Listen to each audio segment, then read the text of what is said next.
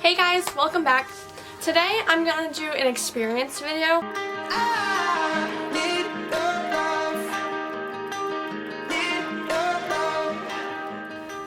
So recently, I was lucky enough to be VIP for 5 Seconds of Summer's Sounds Live Feels Live tour. I'm making this video also because there's a lot of shows left on this tour and it does work differently than Rock Out With Your Socks Out tour.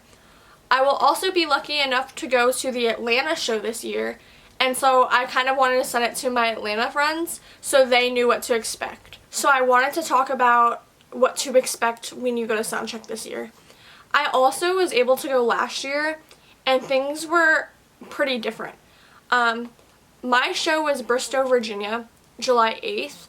So I kind of wanted to talk about what to expect for the rest of the tour because we were only like the 6th or 7th show. So when they finally do let people in at 12:30 or whatever your venue time is, you're going to pick up your tickets and it's under the name of the credit card you used. So if you used your parents' name and they didn't come with you, make sure you take a picture of their ID because that's what they're going to check. After you do that, they're going to give you a lanyard which looks like this. And then on the back, it has the tour dates. And then after you get the lanyard, you're going to get a wristband also.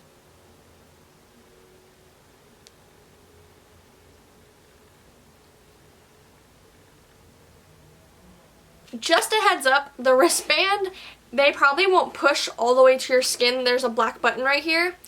Don't push it all the way to your skin.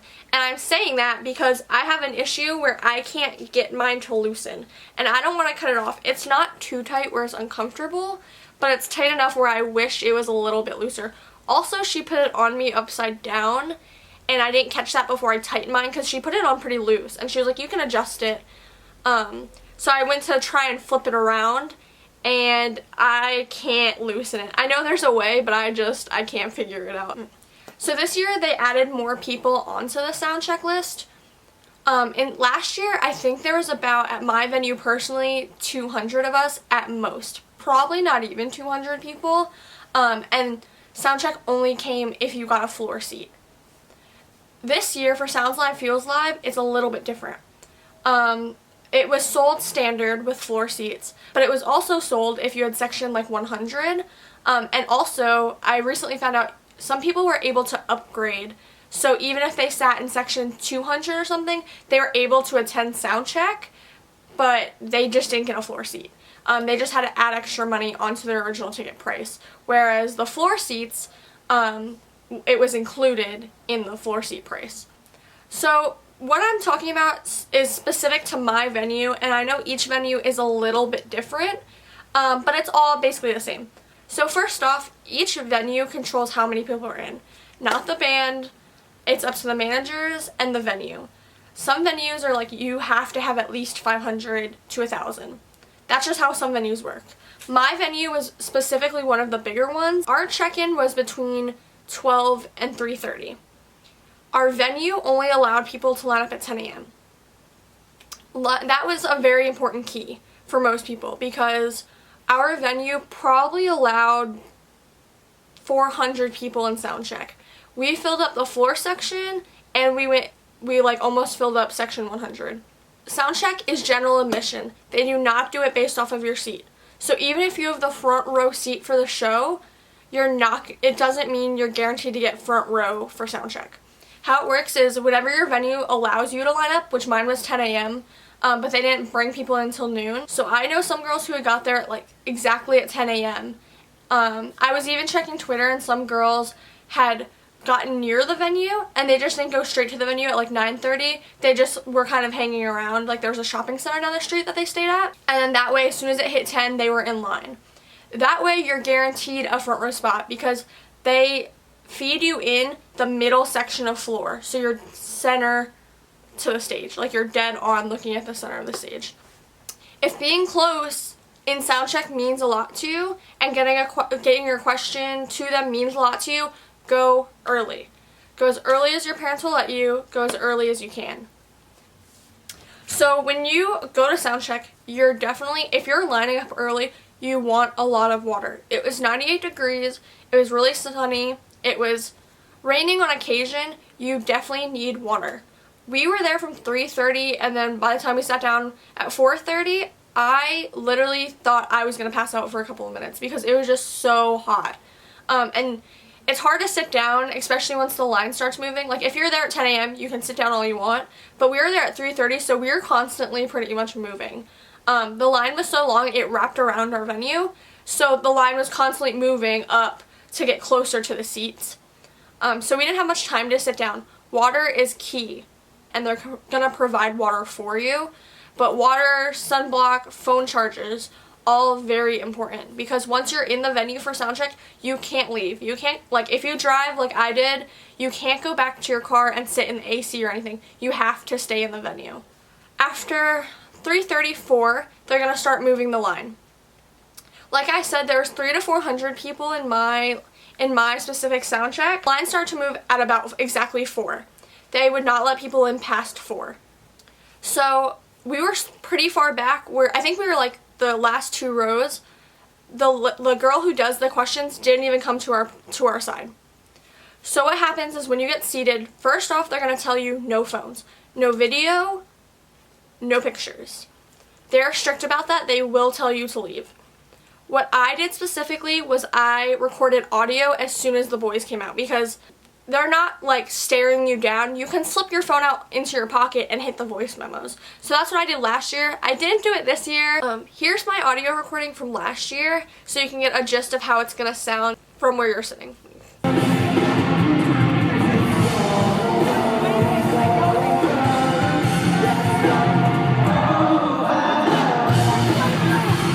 Unfortunately, we have nothing remotely country. Luke Bryan.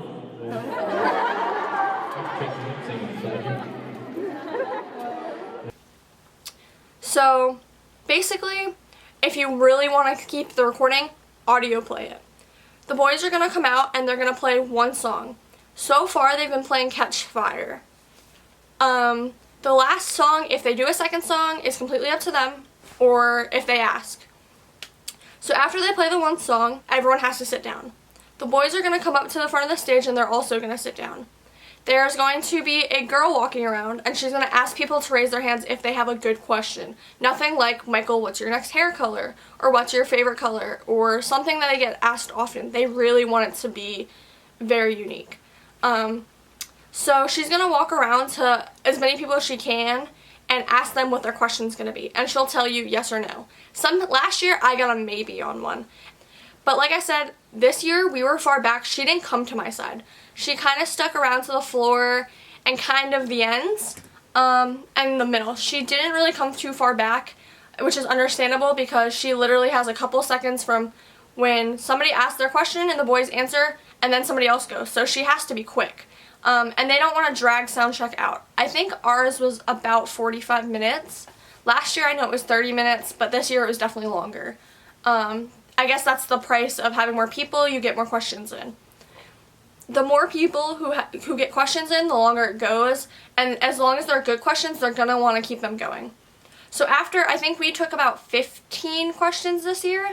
After 15 questions, the boys are going to play one more song, usually. But it's definitely not guaranteed, and they said that. What had happened specifically at my venue was the last question was from a little girl. I want to say she was about 6. And she had told Ashton she loved him.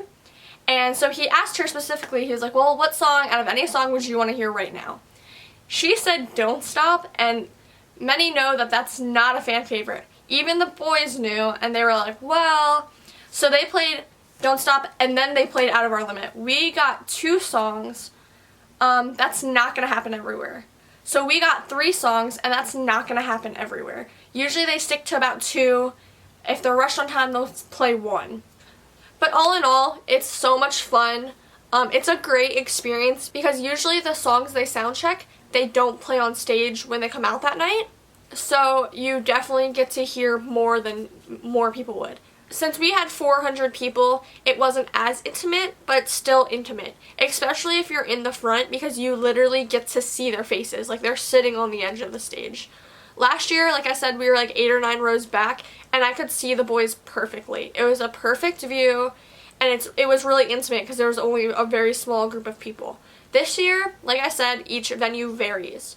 So your venue could be really big, your venue could be very small. Even the boys, when they came out, they were like, wow, this is like a lot of people. Like, I think this is the biggest we had. So definitely, if being close matters, go early if you're allowed. But make sure you take care of yourself and you stay hydrated. But in the end, you're going to have a lot of fun. Cherish it because not everyone gets this experience. It is kind of costly. So make sure you appreciate it and make sure you take advantage of it. But also, stay safe. Thanks for watching, guys. Comment below on where you're going to see 5Sos on their Sounds Live Feels Live tour, or if you've seen them already.